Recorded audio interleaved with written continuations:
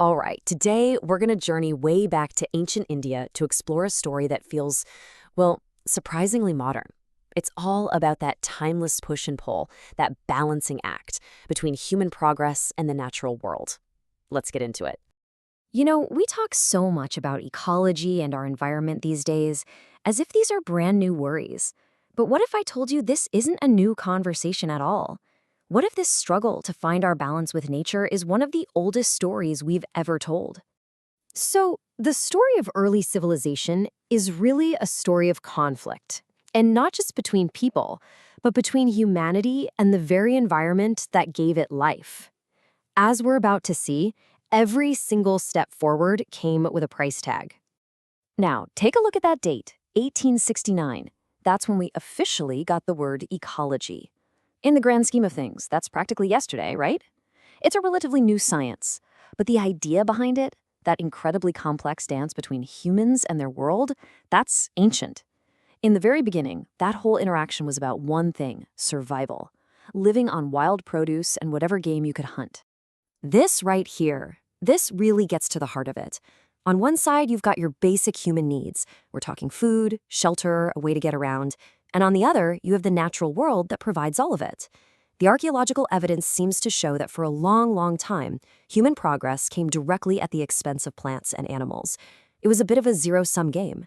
So, how did humans start to tip the scales in their favor? Well, they didn't just adapt to their environment. No, they actively started reshaping it. They used new technology and some seriously strategic thinking to literally build the world they needed. And this was an absolute game changer. Around 500 BC, mastering iron set off this incredible chain reaction. Think about it. With iron axes, you could suddenly clear dense forests that were totally impenetrable before. With iron plowshares, you could break up tough, fertile soil. And the result?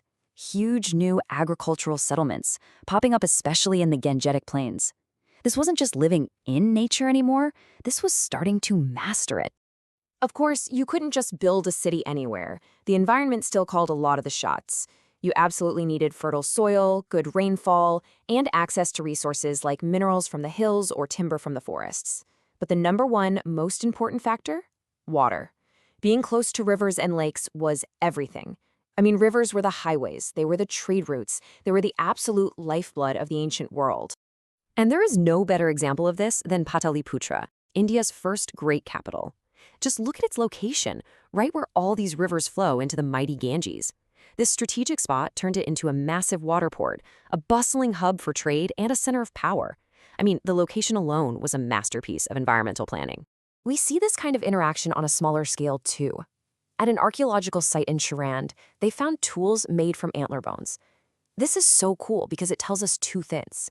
One, people were living right on the edge of dense forests. And two, they were actively using the resources from that forest, like deer, to not just survive, but to thrive. But just when it seemed like humanity was really getting the upper hand, nature had a way of reminding everyone who was really in charge. Say, you could clear a forest with an iron axe, sure, but you couldn't stop a river from changing its course, and you certainly couldn't stop the rains from failing. This timeline really shows you how powerful those reminders could be. You have extreme cold in Central Asia forcing entire populations to migrate. You have major Harappan settlements that just decline because the rivers they depended on literally changed their path. And then you have farmers in places like Enam Gao who had to completely abandon their homes and become nomads because of a drought. These weren't just minor bumps in the road. These were events that could completely alter the course of a civilization. And the power of the climate affected everybody, even the most influential people. Gautama Buddha himself had to press pause on his entire mission for 4 months every single year because the monsoon rains just made it impossible to travel or teach. He'd take what was called a rainy season retreat. It's just such a powerful reminder that no matter how advanced a society became, it was still fundamentally run by the rhythm of the seasons. So all of this tension, this constant back and forth between relying on nature and also fighting against it, it created this really fascinatingly complex attitude. You could call it a paradox, really. A paradox of reverence and reality, where the sacred and the practical somehow had to learn to live side by side. So on one hand, you had this deep spiritual reverence for the natural world. Rivers weren't just bodies of water, they were seen as goddesses, like Ganga. Certain trees were sacred, even grasses were highly valued for their medicinal properties. And then you had religious texts and important figures like Buddha calling for the protection of animals, especially cows, because they were just so essential for farming and, well, for human life. And yet, this slide just captures that paradox perfectly. While the river Ganga was worshipped as a mother goddess, it was also used as a totally practical transport highway. While certain trees were held as sacred, forests were being cleared to make way for settlements. And while cows were protected, wild animals were hunted for survival. Now, this wasn't hypocrisy. It was the messy, complicated reality of what it takes to build a civilization. So, what's the big takeaway from all this? Well, history isn't just a story about kings and queens and battles. As the source material puts it so beautifully, it's really the story of the ongoing interaction, that constant dance between human efforts and the powerful functioning forces of nature. Which, of course, brings us right back to today. Our tools have changed, for sure. We've swapped iron axes for artificial intelligence.